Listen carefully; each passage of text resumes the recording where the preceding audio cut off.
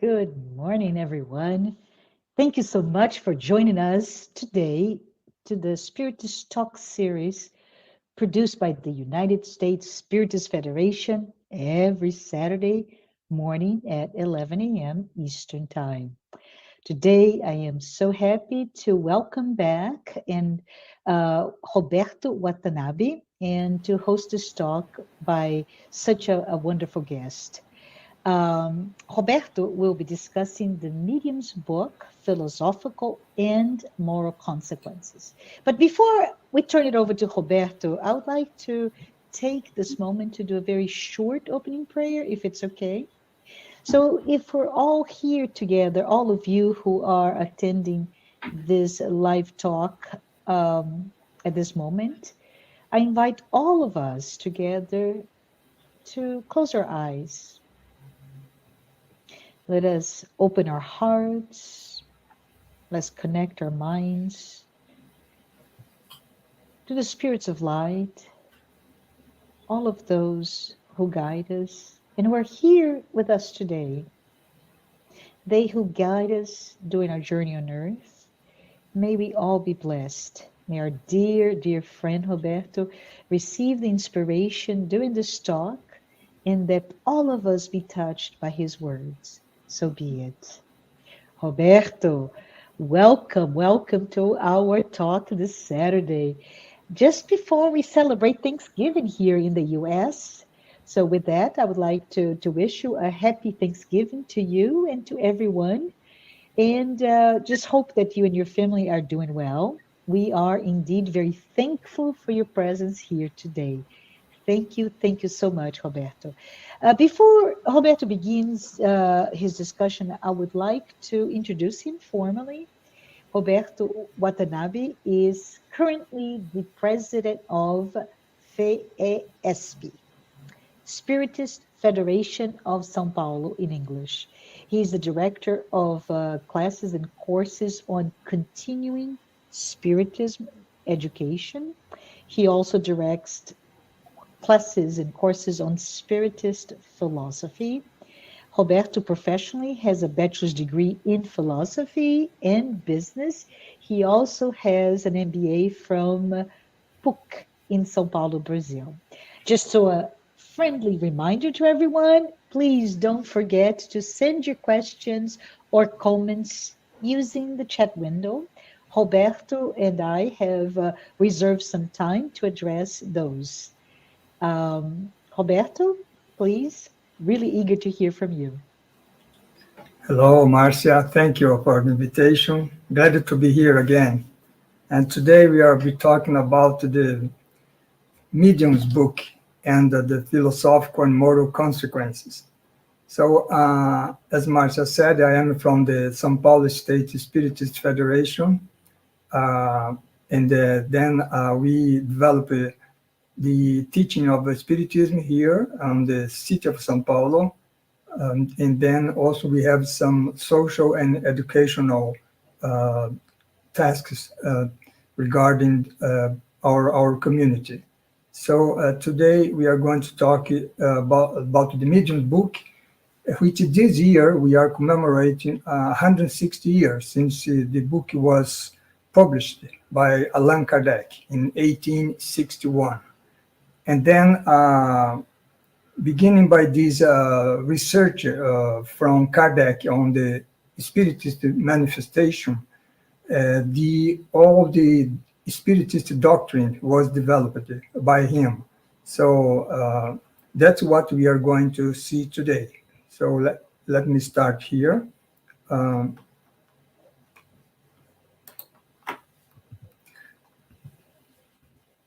the Spiritist book, Kardec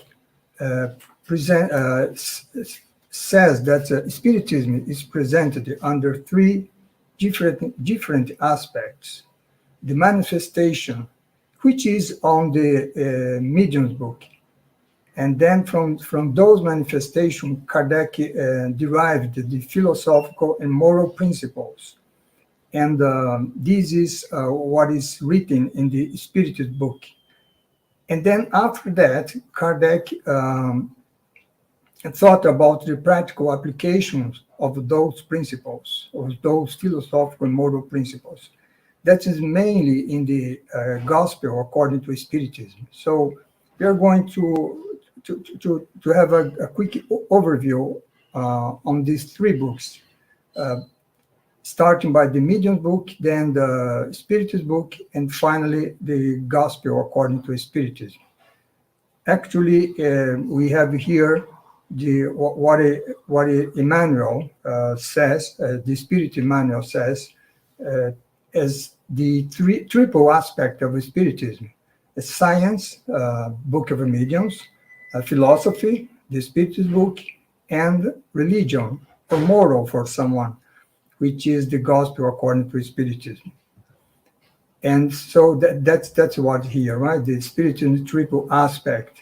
So we are going to start with the Spiritism as a science, which is in the Medium's book. In this book here, What is Spiritism?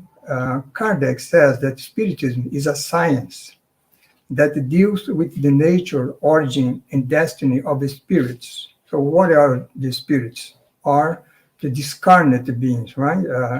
It's really, actually, they are us after we die, let's put it that way, right? Because then we remain on the spiritual world after we die. And then after that, we reincarnate again in this corporeal world. And then what Kardec studied was the spiritist world. So, and their relationship with us, which are in the corporeal world. So, therefore, Kardec says that the spiritual objective is to study the manifestation of the spirits through the mediumship, through the mediums, right? So that we are going to see that. And by establishing a relationship or connection with the spirits through the mediums, Kardec could realize their happy or unhappy conditions, their future, which is actually our happy or unhappy condition and our future, right? So in the Book of the Mediums, basically he talked to us about mediumship, the way we establish a relation with the spirits. And so spirits comprise a population, Kardec says, around us, and they are invisible in its normal state. We cannot see by our physical eyes, right? Only some mediums can see. We say the seer mediums can see the spirits, but not with the physical eyes. And they comprise the invisible world or spiritual world, as I say, right? And then by revealing this invisible world through mediumship, we can study, we can know about the relations they have with us on the visible world, and the nature and state of the beings who inhabited such a spiritual world. So in that sense, Spiritism is a true revelation of this in the scientific meaning of the word, because it is based on a methodology similar to that of science, right? It is what we are going to see here. Kardec says on the Genesis, another book he wrote in 1868, that Spiritism proceeds exactly in the same way as the positive science, applying the experimental method.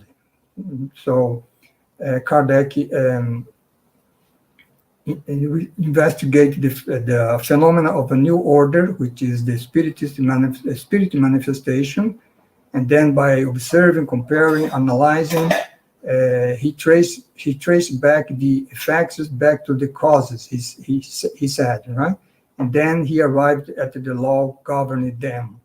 So one example, he researched the many spirit manifestation, and he realized that those spirits was in many levels of evolution, right? Some were very good, some were more of evil spirits, some were neither good nor bad. So there were many levels of those spirits, and then he realized that there were a love of progress. So by studying that, he got to the law, one of the moral laws, the law of progress, governing all the spirits, actually governing all of us, right?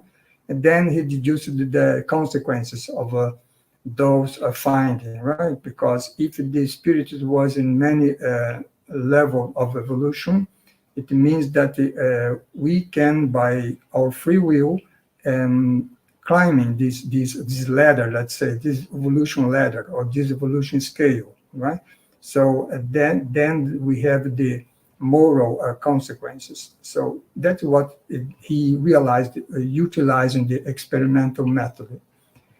And then in the medium's book,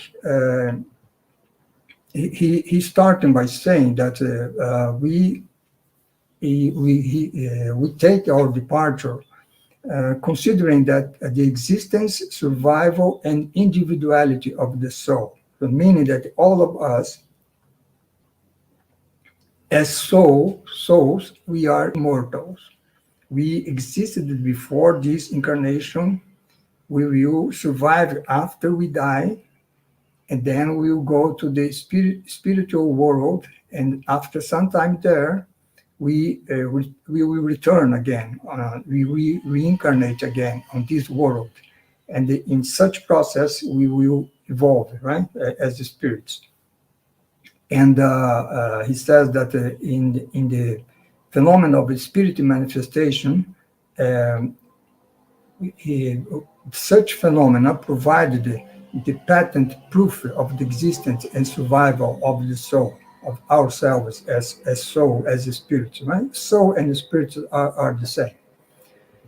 And then he explained that after death, the spirits, or that means we abandon our physical body, but we still keep our perispirit, which Kardec says, which is a kind of a fluidic, vaporous body. It's fluidic body which connected the soul with the physical body. So when we die, the physical body remains here on Earth, right? But we, with our perispirit, go to the spiritual world, and then we live there, right? So, and the perispirit is of a major importance to explain the mediumship, right? So the mediumistic manifestation. That's what we are going to see. And then we have the mediums, right? The person who can put us in contact with the spirits. And generally speaking, all of us are mediums because all of us are being influenced by the spirit in some way or other, right? Or another. And but in a more restricted sense, we consider the mediums only those who have a well-characterized faculty, which express through the spiritist manifestation, which we are going to see which kind of mediums we have, right? And this faculty depends on more or less sensitive physical organization. So it means that the mediumship in some way is related to our physical organization, but is not totally, right? And the spiritist phenomenon result from which means the contact we have with the spirits depend on the combination of the personal fluids of the spirit and the medium. And it means that, the perispirit that we mentioned before, it is composed of a fluid, as we said, is a fluidic body, right? So the fluids of this perispirit and the fluid of the spirit, because the spirit has the fluidic body, the perispirit, and we also we have also our fluidic body together with the physical body, right? So the fluids of both the spirit and the medium combine, and then we have the spirited phenomena.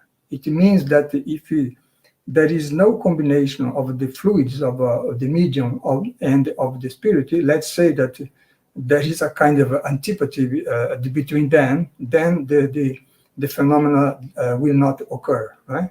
So there must be a kind of a sympathy between them. This is reflected on the combination of their personal fluids.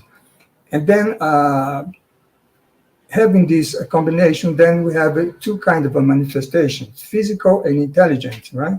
And physical are those manifestations that are perceptible to the senses. For example, noises or movement of solid objects, right? I'm here in my room, and then I see some object moving to another place without someone moving that, right? It seems that the object is moving by itself, but in that case, it's a kind of a physical manifestation. We study in the medium's book that the spirit is realizing that he's accomplishing that movement, and through the medium, right? And then we have the intelligent manifestation, and intelligent means that the manifestation involves an act which is freely and voluntarily accomplished, right? And review an intention. So these are the two kinds of spiritist manifestations. And then we have many, because of that, we have many varieties of mediums, right? So we have the physical effect mediums, we have the sensitive or impressionable mediums. For example, mediums who have a sensation of spirit is close to him, for example, right? And we have the hearing mediums who hear the spirits, speaking mediums through which the spirits talk to us, right? So the medium talk, but it's not the medium, it's the spirit who is utilizing, let's say, the body of the medium to talk to us. The seeing medium, as I mentioned before, those that can see the spirits. The somnambulistic medium, a healing who can cure other person, a ill person, for example, the pneumatographic medium, this is a little bit complicated, right? It's a situation where, for example, I am in an empty room, and then I hear a voice come from a corner of the room, and there is no one there, right? So this is a kind of a physical effect manifestation. Then writing, which is psychography, right? And psychographical or psychographical mediums, right? So these are the variety of the mediums. And then the mediums must develop their faculty, right? Because if a medium does not develop it, he cannot control himself, right? It's the case where, for example, a person is doing something, then suddenly he manifests a spirit manifests through him, and that is not possible when the medium develops the faculty, because in that case he controls his body, right? So the spirit will only manifest when the medium is agree with that, right? So and another thing is that in every spirit manifestation, the communication bears the personal style of the medium. So it's like if I ask someone to tell a story to another person, he will tell that story, but will also do that with his own words, right? So that's happening on the communication through the medium.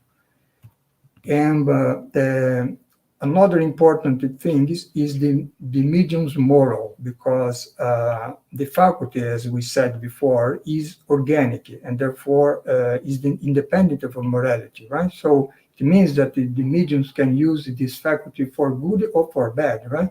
And that's why the morality is important here in order for the medium to use the faculty in a good, always in a good way. And also another important thing is what Kardec says, the conditions of the surroundings. It means we have, for example, a seance, a spiritist meeting. Normally there is a medium there, and also his colleague is here, right? So his colleague, the group of people who is participating in that meeting.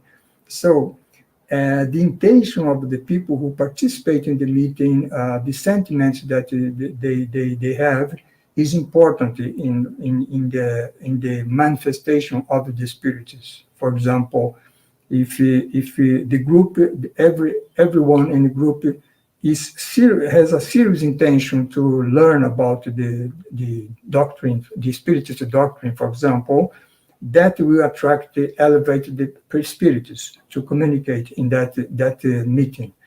On the other hand, if they are more interested on material things, for example, in that case, they will attract the low order spirits. So that's the condition of the surroundings. That's why the condition of the surroundings is important. And according to this situation, so we have the many nature, the many kind of communication, right? The communication may be crude, may be frivolous, serious, or instructive, depending on the medium morals and on the group's intention, right? So that's why the morality is important in mediumship. And sometimes the spiritists may identify themselves, but normally they doesn't care about that, right? Because what is important to them is to give a message, a good message, right? And by the message the spiritists tell us, we can make a distinction between good and evil spirits, right? Because, of course, a good spirit will also telling elevated things, and the opposite with evil spirit, right? And evocation. So sometimes the spirits communicate spontaneously. They are not, we don't evoke them, but they present spontaneously. And in other cases we can evoke them. So and then they answer our call, and then they become present in the meeting, right?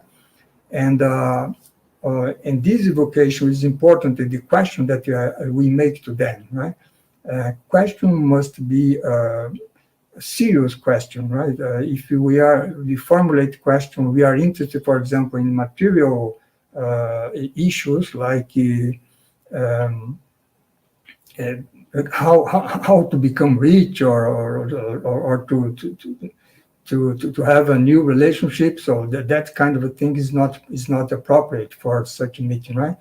And if we do that, lower order spirit will come and will answer the question, but there is no seriousness in that communication. And the final aspect that we would like to talk about in mediumship is this important issue of obsession, right? Obsession is the influence of the spirits upon us. So there are many degrees of obsession, right? And so that's why Kardec talked to us about the simple obsession, fascination, and subjugation. So as simple obsession is, as the name says, occurs when malevolent spirits impose themselves upon mediums or upon us and interfere against their will. For example, I may be, for example, reading a book or doing some work, and then suddenly I feel sadness. I don't know from where. I have no reason for feeling such sadness or for pessimism. And then if we don't find any reason by ourselves to feel in that way, we can think about an obsession, right? A spirit here on our side trying to interfere in our thoughts in order to have us down, right? So this is a kind of a simple obsession. Fascination is more complicated because it involves a delusion created by the spirits in the thought of a medium, and that delusion paralyzes our judging capacity as mediums. For example, one example is when I think that as a medium, I just have a communication of elevated spirits, because and then even if we are lower spirits communicated through me as a medium, I believe that that lower spirit is an elevated spirit. So that's a kind of a delusion, right? So it's something worse than a simple obsession. And then we have the next stage, the constriction that causes, that the spirit causes to the victims, which is the medium, and this victim's will become paralyzed and make part of themselves. Case, for example, Kardec gives an example. Usually write on the walls with his fingers. So that's something that have no sense, right? Write on the walls with his own fingers. So in that case, he's obliged to do that, right? Because of the subjugation, the spirit subjugate him to do that. So that's a kind of more complicated case of obsession. So by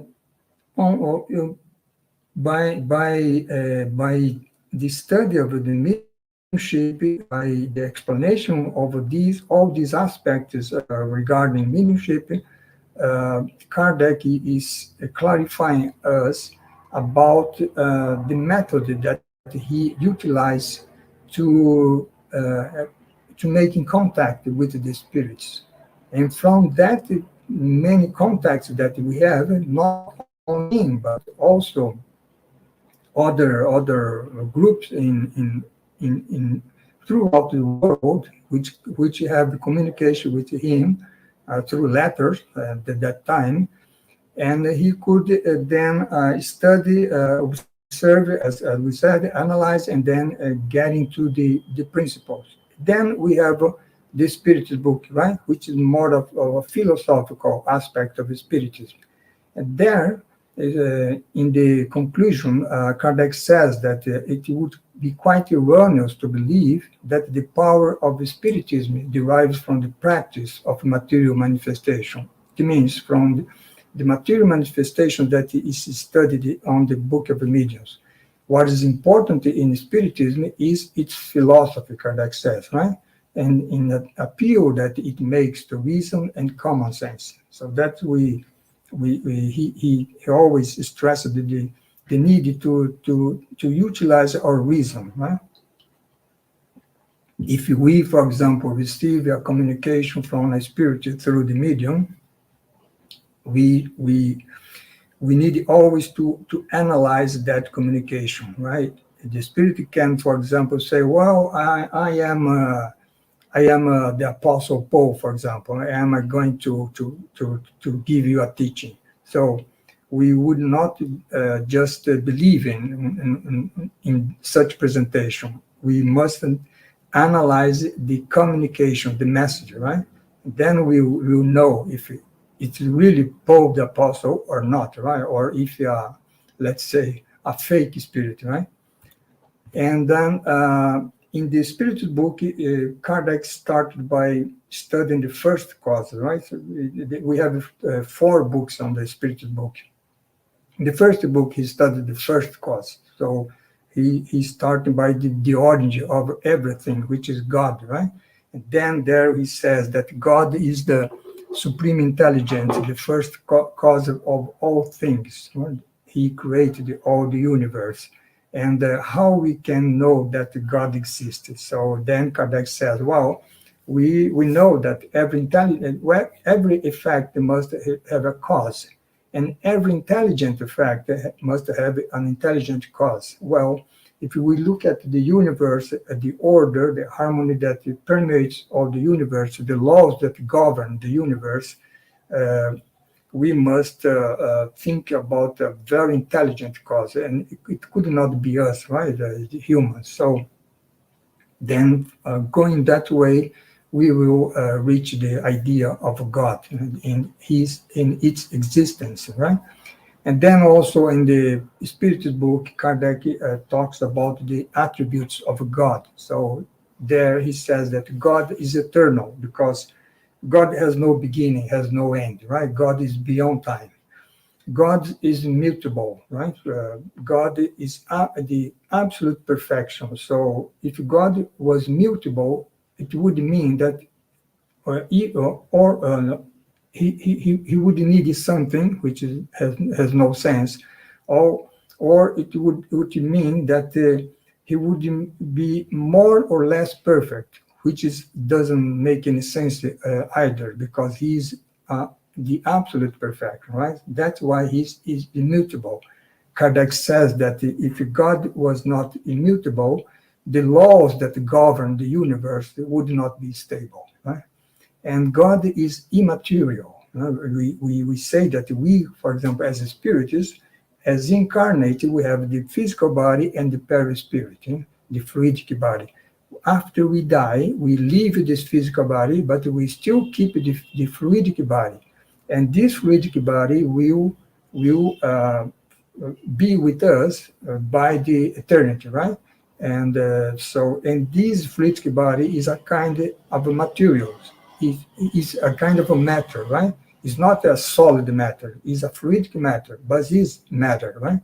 And God, there is no such kind of a fluidic body or physical body or anything of that, right? God is immaterial. And God is also one. There is only one God. He's unique. Right? God is all-powerful, because Kardec says, if God was not almighty, then we could imagine someone who which would be more powerful than God. Then that would be God, right? So that's why God is all-powerful. There is no one more powerful than Him, right? Than Him, if I can say, right? And finally, He is supremely just and good. So it is the origin of everything, right? It's our Creator. And then Kardec says that we have three elements, and actually we have two elements in the universe: spirit and matter. Spirit is us, right? Matter, for example, our body, nature, this is all matter. And then with above these two elements, spirit and matter, we have God, the Creator, right? And these three comprises the universal Trinity, as Kardec says. And the spirit, as the small s, is the intelligent principle of the universe. So we, spirit, we are individuals. We are individualization of such intelligent principle of the universe. And then between spirit and matter, we have the universal fluid, which plays an intermediary role between spirit and matter. Actually, matter comes from universal fluid. From many transformations from the universal fluid, we have matter, we have the fluidic matter, which, for example, comprises our perispirit, and we have something that we are going to see soon, which is the vital principle, right? All of these come from the universal fluid. And then next, Kardec talks about the creation. And he says that the universe was created by God, and then after that we had the formation of the living beings, for example, the plants, the animals, and then ourselves, were human beings. And then there in the Spirit book, also Kardec says that there is or there are a plurality of inhabited worlds, right? So we don't have a life, right, inhabited world only on Earth. We have it also in other planets spread in the universe, right? So that's what a Spiritism says. And then here we have the vital principle. It's what differentiates between organic and inorganic beings, right? For example, a stone doesn't have any vital principle. It means it doesn't have life, right? So the mineral kingdom in general are inorganic. They don't have vital principle, or at least don't have an amount enough to have life, right? And then we have on the other side the organic beings, which is the vegetable, animal, and we humans are inside the animal, right? And on the organic beings, we have development of instinct, for example, in the animals, and then intelligence in the humans, right? So that's what Kardec is talking here on the whole issue of the first causes. Then in the second book, he talks about the world of spirits, and spirits with capital S, as I said, right? As I said, the spirits, which are ourselves, we are individualizations of the intelligent principle, the universal intelligent principle, we say, and the spirits populate the universe beyond the material world. So it is us, right? We are now incarnate here, and when after we die, we go to the spiritual world, and then we leave the material world, right?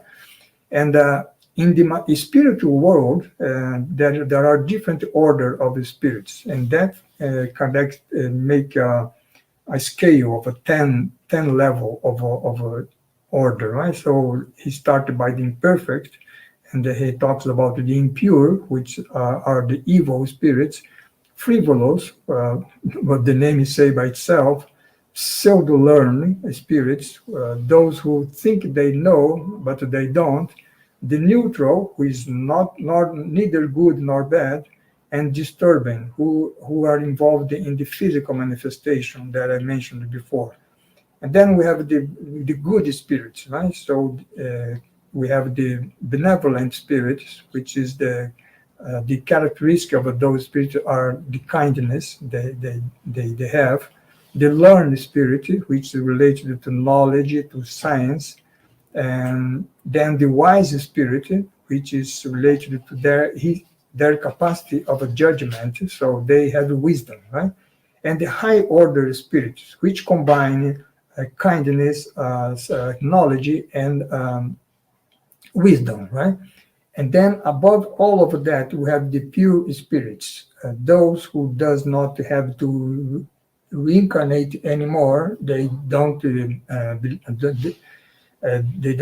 to incarnate in physical body anymore like us. They keep only their fluidic body and very subtle, and they reach a state of purity that we are going to reach only in the far future, right? Jesus is one example of a pure spirit. And then after that, Kardec talks about the process of incarnation of the spirit. And then there he says that we are created simple and ignorant, all of us, and destined to perfection. And we do that through reincarnation, right? And there also he talks about the parts of the human being, right? Body, soul, and perispirit, as I mentioned. And after we reincarnate, we die, right? And then we return to the spirit life, to the spirit world. We leave the corporeal and goes to the spiritual world. And there we stay in a condition of what he says as an errant spirit. And we can stay in such condition from a few hours to 1,000 of a century, depending on the how we are attached to this material world, right? So the more attached we are, the less time we remain on the spiritual world. And what do we do there in the spiritual world, right? So that's something that people may ask sometimes. Well, in the spiritual world, we study, we work, we do the things that we have to do. So we have a life, or another kind of a life, another dimension of a life, another realm, right, of life. But we continue to evolve, right? And in that spiritual world, there are sympathies and antipathies among spirits, like we have here in the corporeal world, right? And then after some times in the spiritual world, we return to corporeal life. We reincarnate, right? And the reincarnation is the union of the soul with the body, through the perispirit. And such a union begins at the conception and completes at the moment of birth, nine months after we are conceived, right? And in this process, we forget about our past, right? So that's why Kardec says here about the forgetfulness of the past. That's very important, because by forgetting what we were or we have done before, we can start again, right? Starting over in a more easy situation, right? Suppose, for example, that if I was a criminal on the last incarnation, right? Remember that it would for sure would cause a problem for me today to evolve, right? Because I would be remember of those bad things that I did in the past. Or, for example, suppose that I am incarnated here in a very difficult situation, materially speaking, and then I remember that there was a noble or a king or something like that in the past. It would be much difficult to accept the situation today. So that's why we forget of the past. And also, if we forget about our enemies of the past, we can find them in this present incarnation, and then we can reconcile with them, right? By forgetting what we did or what they did to us in the past. And so reincarnation is very important to the process of evolution of the spirits, and the purpose is the expiation on our situation, right? We are a spirit which lives in a world of expiation and trials and expiation. So expiation and progressive improvement is very important to us, and reincarnation is a way to do that, right? And if we forget about the past, we have the innate ideas, right? We have a vague memory from our previous life. We have the tendency, right? We have the intuitions of what we were in the past. So, and then even if you are incarnated here in this material world, it doesn't mean that we are stuck to this situation, right? We can release ourselves from our physical body in some situations. So that situation is what Kardec talks to us, and he defined it as emancipation of the soul. For example, when we sleep, and only the body must rest, right, from the day work. The soul does not, or the spirit does not need to rest, because there is no material, some hard material, let's say, right? So when we sleep, spirit can release from his body, always connected to through a fluidic cord, and the spirit comes and goes to the spiritual world, and can participate in meetings, can do whatever it is interest from him. Right? And dreams are a kind of fragmented memory of what we did during this our time of sleep, right, as a spirit.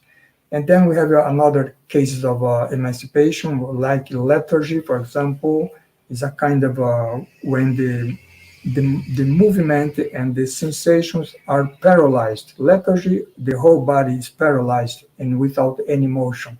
Catalepsy is a partial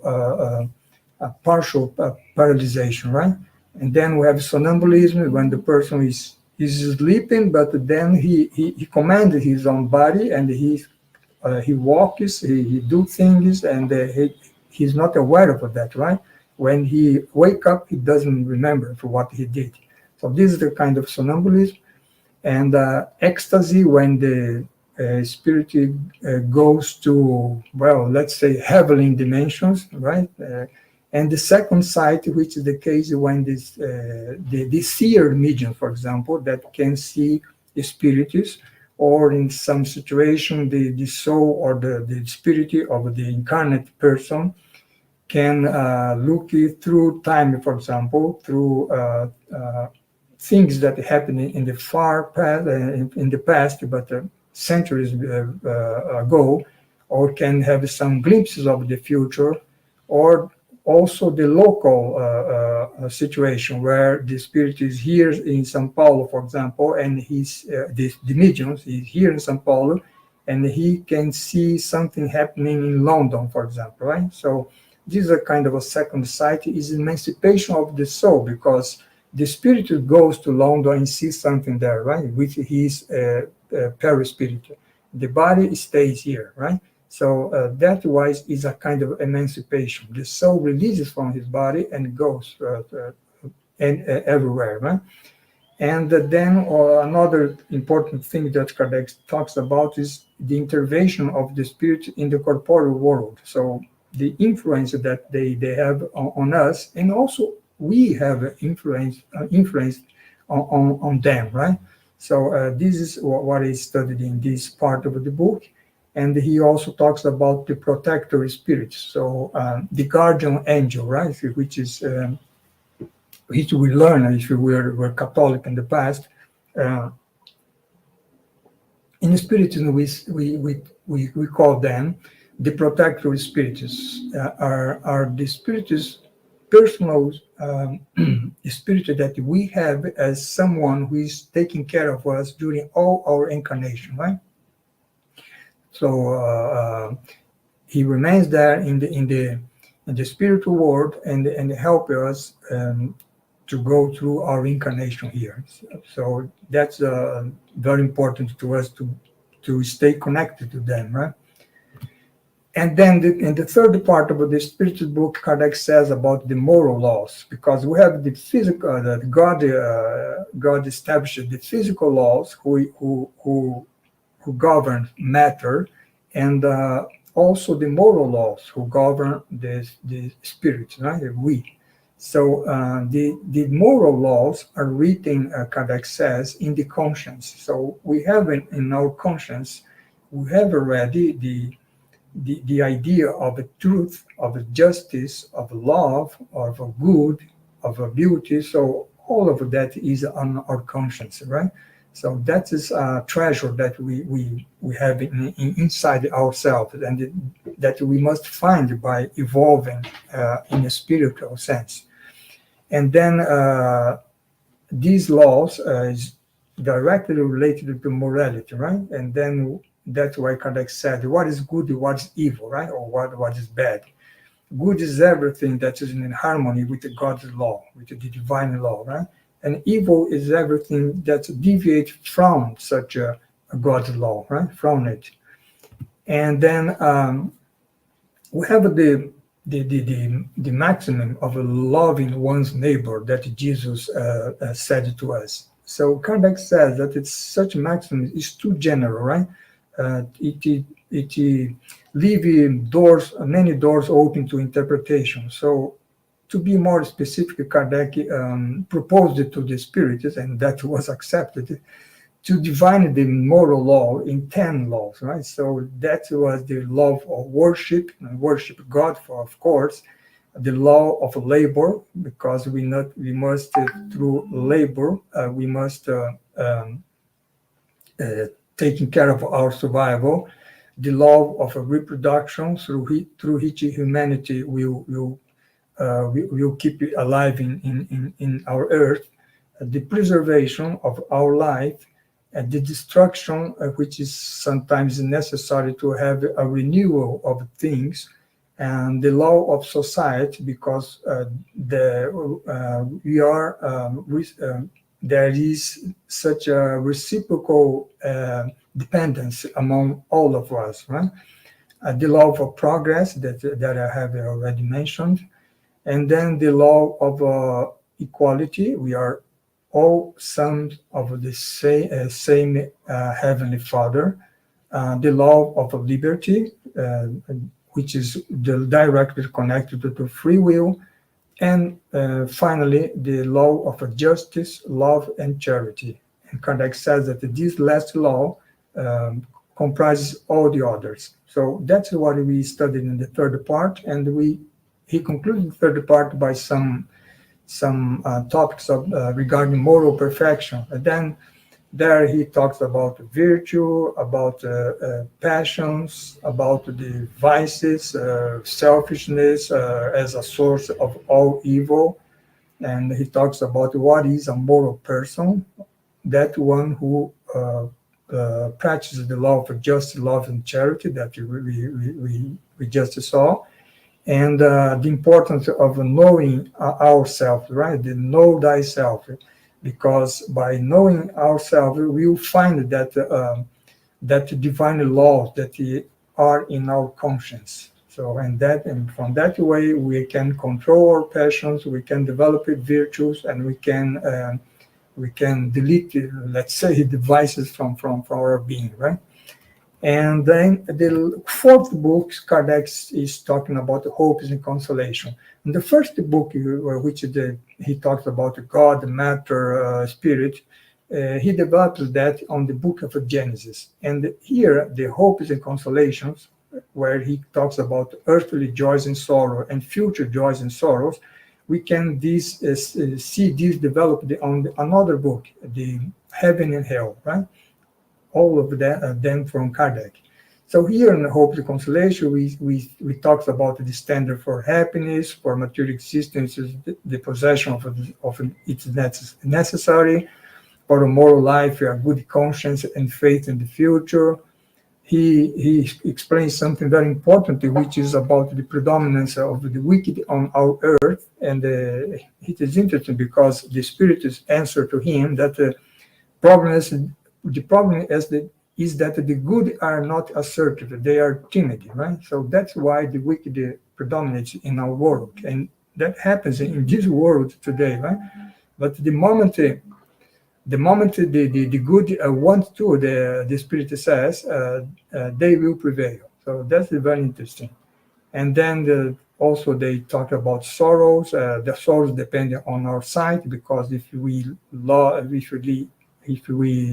have a loss of loved ones, it is different if we think that we will never see them again, or if we have a conscience that they still live in another dimension. So sorrow depends on what we think about that, right? And also with other situations, appointments, antipathetic union, fear of death, and suicide, right?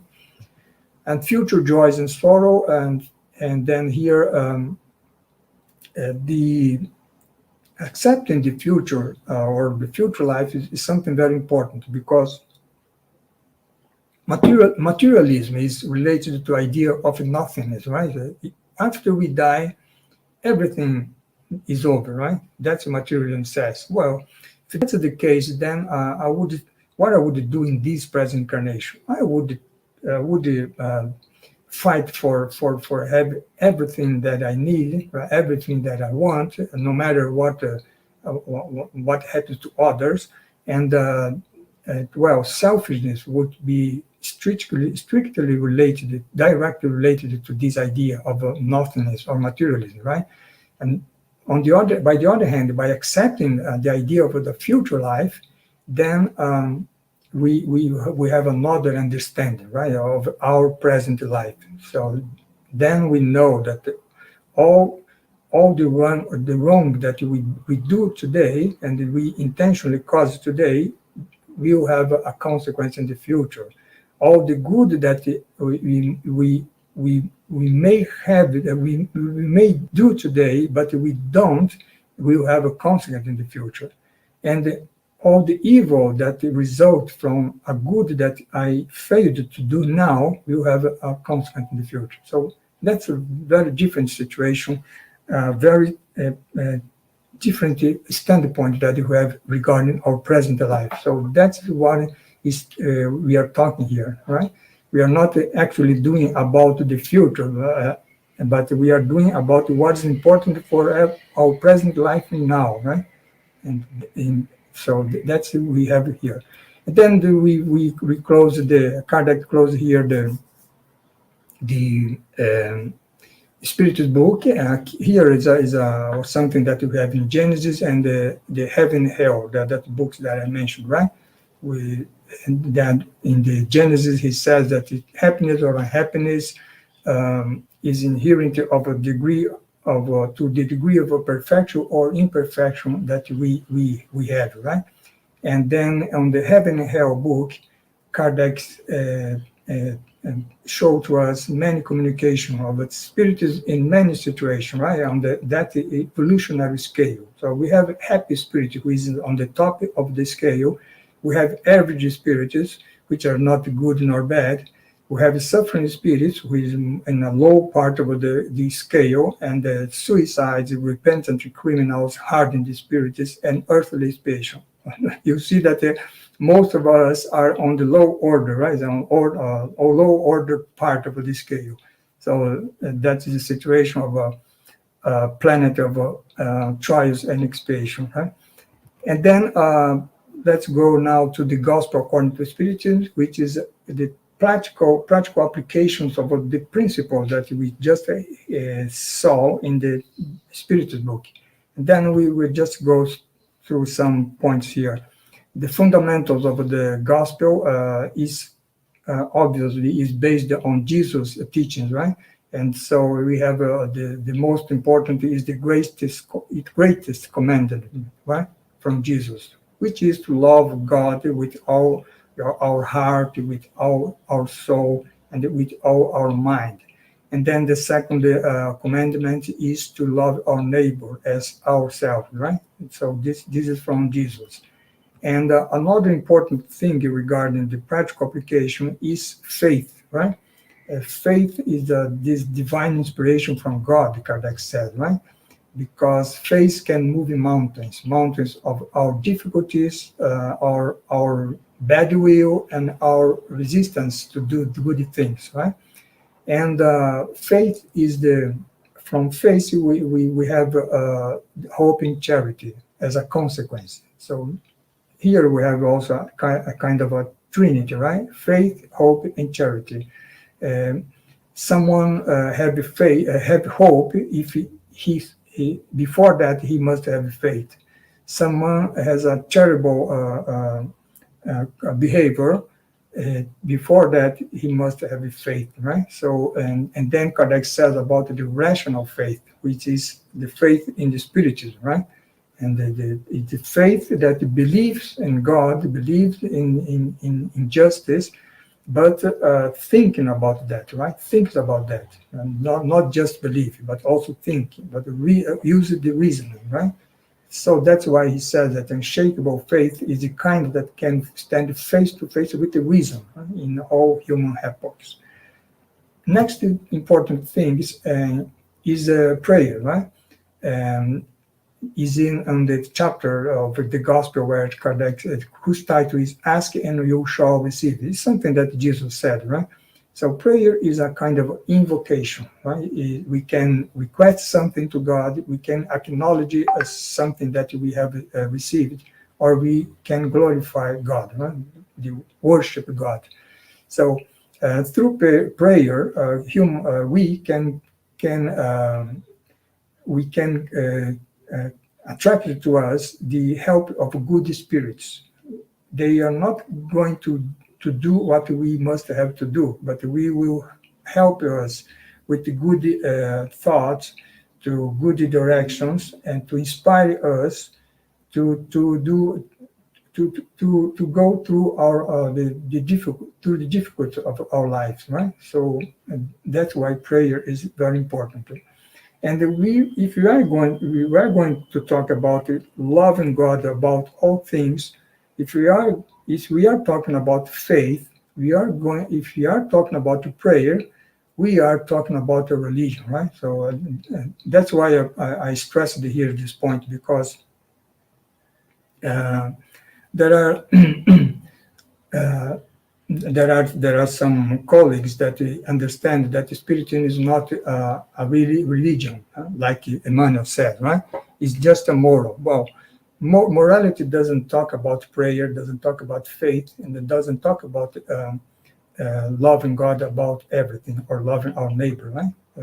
About forgetting the offenses, about reconciling with our adversaries, right? Or not judging our neighbor. So this is something which goes beyond ethic and moral. So that I would like to stress here, right? So and then the main message of Jesus is love, right? So that's why in the Gospel according to Spiritism, Kardec says about moral charity and material charity. Material charity helps in material aspect, right?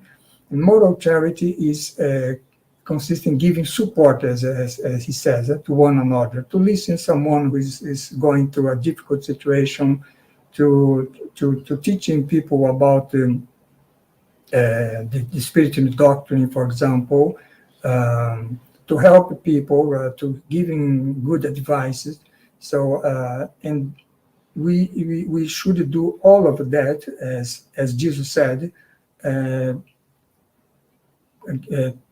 As he said, do not let your left hand know what your right hand is doing. So we should do all this moral natural charity with the disinterested from anything from our side. Right? We do that for moral by moral itself. So that's what Jesus wanted to say here.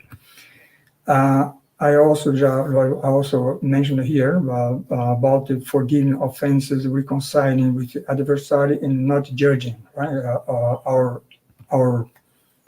Our neighbor. And also Jesus also talks about loving our enemies, right? So it's not having tenderness to them, because that would presuppose trust, but forgiving them, not setting any obstacle to reconciliation, wanting them good, vibrating for them instead of wishing them evil, right? So this is how we should love our enemies. And so let's just go to the final remarks, and we would like to mention here what we mentioned in the beginning, right? Why we think that Spiritism is science, philosophy, and religion? Because we follow what the Emmanuels, right? The Spirit Emmanuels, said, well, in the book The Consoler. And there he says that we can take Spiritism as a triangle of spiritual forces. So it's forces, right? So science and philosophy is in the base of this triangle. It's connected to Earth, right? It's in the base. And this science and philosophy bind this symbolic figure, this triangle, to the Earth. But the religion is on the top of this triangle, is the divine angle, the Emmanuel says, that binds it to heaven. So science and philosophy is an horizontal, right? It's on Earth, is what we study here. Human deeds, culture, everything that we do here. Earth is, religion is related, is a vertical direction, right? Directed to God. So that's this triangle, that this strong image that Emmanuel gave to us. And so that he says that in the scientific and philosophical aspect, the Spiritist doctrine is always be a noble field of human investigation, so here on the earth, right? But in the religion aspect lies his divine greatness, because it constitutes the restoration of the gospel of Jesus, establishing the definitive renewal of man. So religion is very important. It's on the top here, right? So that's the Emmanuel triangle, the way he sees Spiritism. And from this point of view, we can understand how Spiritism is complex and difficult to study and to absorb, right? But well, we have the eternity to do that. So that's what I would like to present today about the medium book and the philosophical and moral consequence. Would like to thank you for having me today, and I'm open now for any question or comments you may have. Thank you. Wow, Roberto, you provide an overview of so many concepts contained in the Spiritist body of work, right? So thank you. I believe we have a few minutes before we conclude our talk today. Let's see if we have received any questions or comments from the audience. And for those who have not sent your question or comments, please note that we are open to receive your comments. So Paul Jacoby, hi Paul. Roberto, he's asking, does the intervention of spirits in the corporeal world often places in better position for spiritual growth when we exercise free will? Yes, depend on how we exercise the free will, right? Because, for example, we say that the spirit influences us, but also that we influence them, because we have this connection to them through our thought, right? So actually, when we talk about obsession, for example, that I mentioned in the book, the Medium's book, what is obsession? Is a bad influence of a spirit upon me. But why that happened? Because that happens because I put myself in a situation to have such influence. So our thinking, our thoughts are the main things to to establish if I'm going to be helped by a good spirit, or will be, let's say, helped in a evil way by a bad spirit, by an evil spirit, right? So this is that's why free will is important. For example, if we have a good intention, we try to evolve, to study, to understand, to help other people. And in that, if I have such kind of a mindset, then I will attract good spirits. And then in that case, I would say to Paul, yes, and in that case, spirit will help us to grow, right? But if I think the other way, then I will attract low order spirits. And in that case, they will not help. They actually will help me to go down and not to elevate myself. But the main thing is all of that depends strictly on me, right? So we are not on the spirit cannot affect me the way they want in every time, right? Depending on my situation, my thought, my thinking, my thought. I don't know if you was clear about that, but that is what I would like to I think it answer. was. For me, it was. I hope it was for you, Paul. Mm. So let's see if there's another question. Yes, Paula. Hi, Paula. Mm. She asked, if we're studying spiritists in this life, does our spirit continue to study while our bodies sleep at night and after we return home?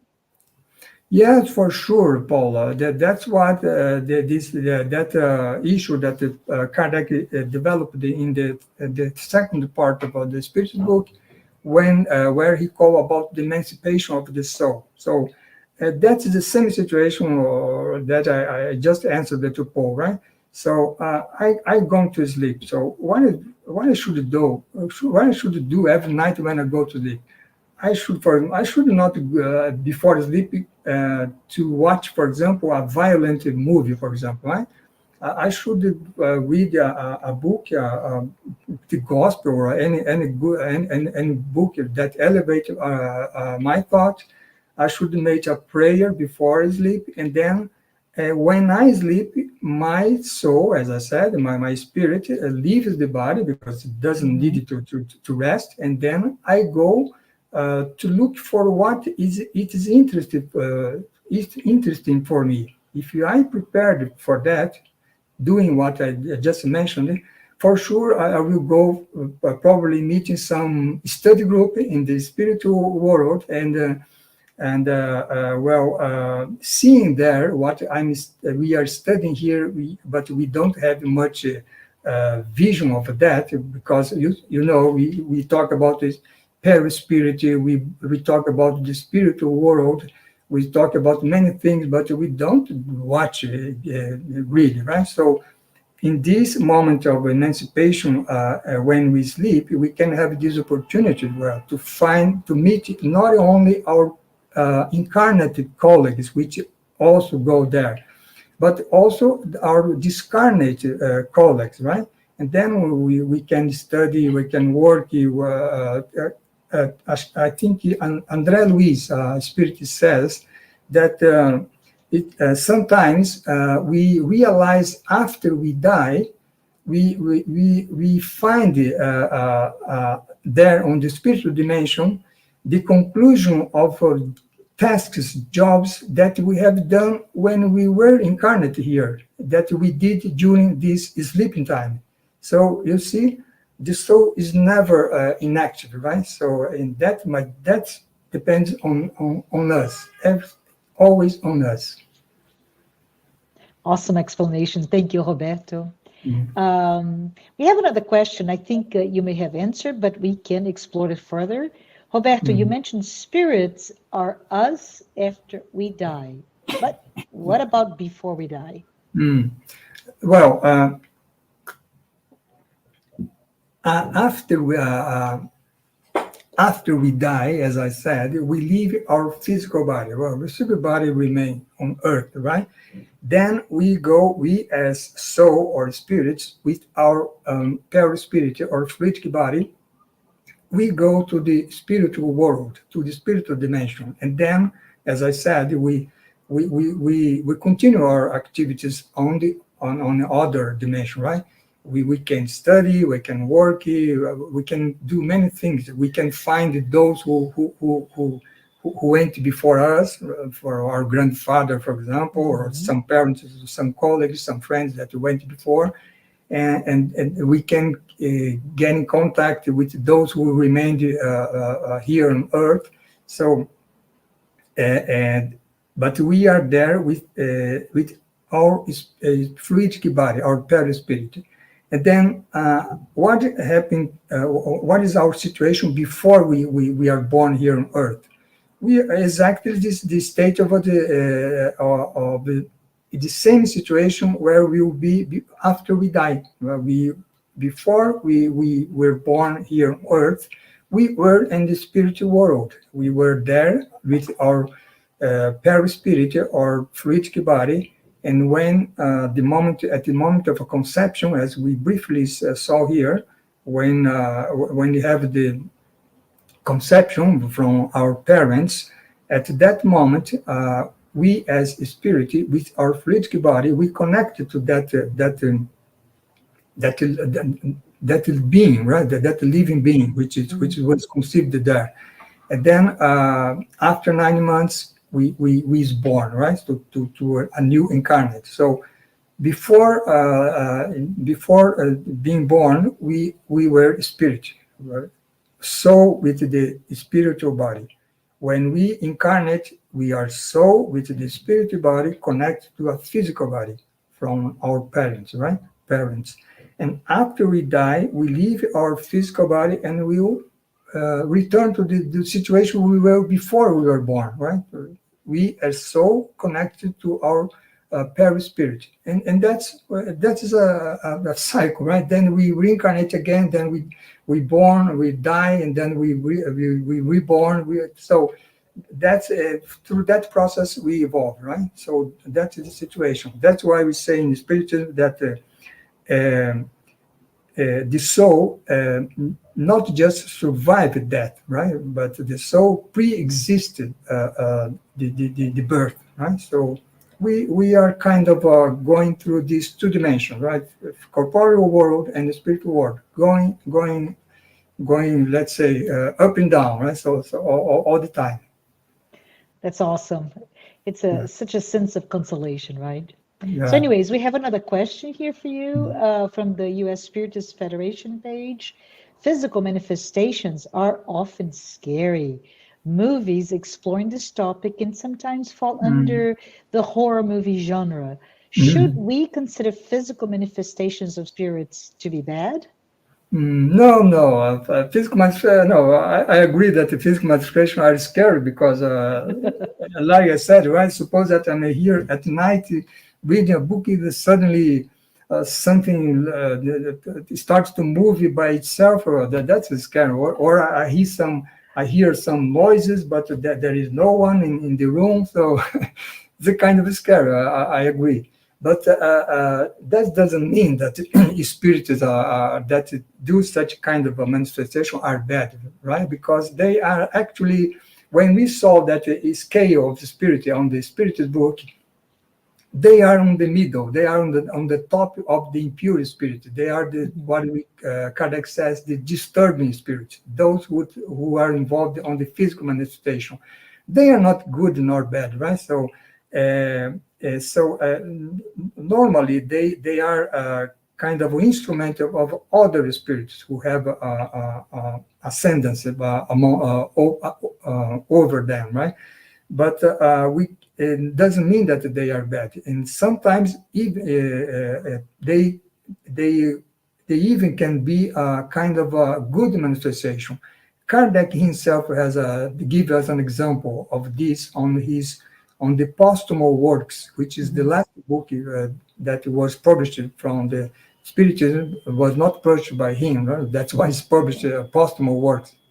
So in the posthumous works, Kardec says one situation that he was writing a text, an article of spiritism, and then suddenly he hears some noises. Someone is knocking on the window, right, on his room. And then he looks there, well, he goes there, well, maybe it's the wind, well, but there is no wind. So what is this noise here, right? So then he forget about that and continue to write, right? And then on the next day, he through a medium and on the Paris Spirit Society, he evoked the spirit, and then he asked him, well, what was the reason of that noise the night before, right? And then the spirit says, well, I was trying to alert you, to give you to alert you that you were writing something that was not correct. So go back on what you wrote on that part of the text, and analyze that. And then he goes back, and then he sees that he had written something that was not correct, and then he corrected, right? So that situation was a physical manifestation, but it was for good, not for bad, and not done for bad spirit, right? In a very silly way, I keep thinking of that movie from the mid-'80s, Ghost, right? Where the husband is desperately trying to alert the wife, and so it's not so bad after all. But thank you for explaining that. We have another question from the U.S. Spiritist Federation page, and the question says, it seems that the recommendation to study the content of spiritual messages is similar to our experience reading a message in social media and taking it as truth, meaning accepting it as truth without any questioning or confirmation of its veracity. Are there best ways in which we can do that relative to a spiritual message? Well, the recommendation for Kardec was always to utilize our reason and common sense, right? So that's what he said. Well, every message that you read, well, it can apply to messaging in social media and in the social social media, and everything that we read or take a look, we should apply our reason and common sense, and not believe the example that I gave you. For example, a spirit communicating said, well, I am Saint Augustine, right? So, and then you by being impacted from that information, you believe in anything that the spirit says, right? So Kardec said, no, don't do that, right? So always analyze, because he says, actually, the identity of the communicating spirit is not important. What is important is the message, right? So we should always utilize this reason and common sense, not only on the communication of the spirit, but in everything in our life, right? Especially especially in these days of fake news, right? It's hard everywhere, now and then, right? Yeah. So thank you for the answer, Roberto. Let's see if we have another question. Glaucio, hi Glaucio. Glaucio is asking us, we can pray to ask, thank, and praise God. Why is the point in praying just to praise a God who is the supreme intelligence in the universe? That is an interesting question. That's a kind of a question that people always raise, right? Because if God is supreme intelligence of the universe, is almighty, all powerful, well, he doesn't need we to pray to him, right? Actually, Glaucio, that's something interesting, because to praise to God actually is more important to us than to him, right? That's something very important. For example, the other day I was talking about the parable of the how do you can say parábola do filho pródigo? The prodigal son's parable. The prodigal son, prodigal son parable, right? So you see, in that situation, Jesus says that the prodigal son left the house of the father. So what we can think in that situation, that God is always with us, and with his infinite love, right, to us. If we don't feel God, it's not that God is gone far away from us, but it's we that went far away from God. So that is what the parable of the prodigal son says, right? So it's the son that leaves the father's house. So it means that Glaucio is right. God is not doesn't need anything from us, but we need to stay close to Him in many ways, right? And by praying is let's say, to acknowledge, to recognizing this gift of a life that He gives us. This he gives us life, but He gives us intelligence. He gives us the opportunity to evolve and to getting close to Him, and to be happy, to fulfill all our potentiality that we have. So we are thankful for all that, for the universe, for the world, for our families, for our work, for the opportunity to stay here in the Spiritism, to clarify our minds about the true meaning of life. So praying is all of that, right? It's recognizing this. So actually, God doesn't need that, but we need to do that, right? Because that way we get close to Him. Yeah, absolutely. Yeah. I think we have time for one more question. So, hi, Daniel. Daniel Santos gave us this message. Roberto, what are your thoughts about the Spiritist teachings becoming mainstream in the future? For example, accepted by all religions? That's a very interesting question, Daniel, because there is a saying that well, people say that Leon Denis said that, but well, I didn't find something like that, but I find something similar on the problem of life and destiny, a book of Leon Denis, right, a Spiritist from what was from Kardec's time, after Kardec. So there, Leon Denis says that Spiritism will not be the religion of the future, but Spiritism will be the future of all religions. How can we understand that?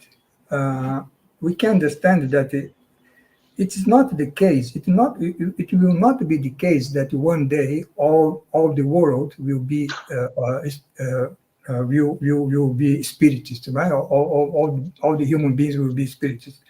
But it means that what Spiritist, the principle that Spiritists defend now, which is, what is the basic principle of Spiritism?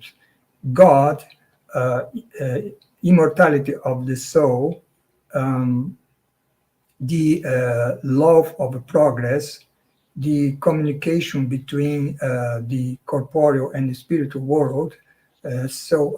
All these, the main principles that the Spiritism now having as its basic concepts, will be adopted by the other religions. Actually, most of these principles are already accepted by the Eastern religion, right? If you go to Hinduism, to Buddhism, to well, they accept already the reincarnation, all such things, right? So God, right?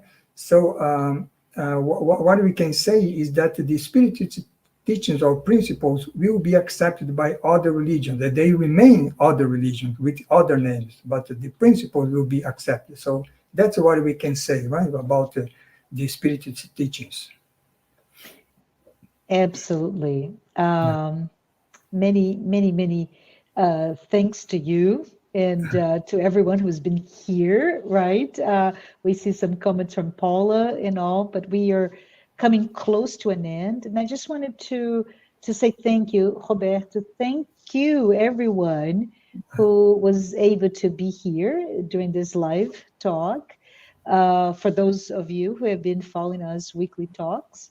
And please note that next Saturday, which is, I believe, November 27th, again at 11 a.m. Eastern Time, please don't miss this special edition of our live talk series with the topic Guidelines to Virtual Mediumship Activities. So I think it's piggybacked from your topic. A lot of information today, Roberto, on the Medium's book will be worked further next week. So this topic was originally produced by the International Spiritist Council. Next week, we'll have a roundtable discussion with Jean Cohen-Gold, Leonardo Vieira, and Glaucio Pessoa. So with that, Roberto, I would like, if you don't mind, before we close the live session, if you can please say a prayer. Yes, sure. Thank you. Thank you for this opportunity to be here with you, and hope to be in some future opportunity. So let's now thank you, the spiritual benefactors, for all the support we had during this meeting today to talk about the Spiritism in its triple aspect, and thanking Jesus for this opportunity regarding of the imperfection that we still have, and that are many, the opportunity to work in this for the divulgation of his gospel through the Spiritism doctrine. Finally, we thank God for the gift of life, for creating us to be relatively perfect, and to going forward to the brotherhood, fraternity, to liberty, to love each other, and by loving each other, loving him, as John the Apostle said. So thank you for this opportunity. So be it. So be it. Thank you. Have a great weekend.